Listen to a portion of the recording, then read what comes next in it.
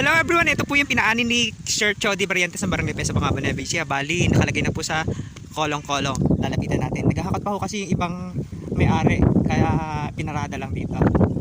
Ayan, ang presyo po ng kanilang sibuyas, sabi, nagre-range sa 60 hanggang 65 pesos. Kasi hindi pa sila nakapag-closing deal ng buyer.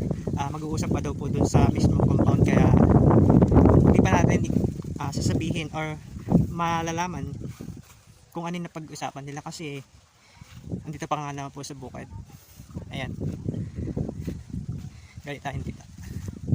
Ayan, diba, ang dami po nilang inalip. Bali, pangatlong ani na po nila to na una na yung dalawa, natira na lang, kaya habang mahal pa po yung presyo, pinaani na nila.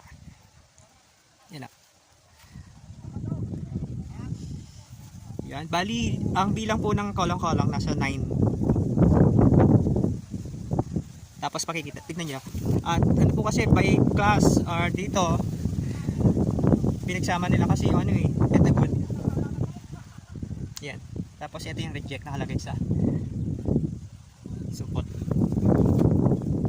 Ang naman po rin siya kolong-kolong nasa hanggang 15 pieces. Sabi ng mga nagkakaryada. Tulad dito yun. Magkasama kasi yung good tsaka reject.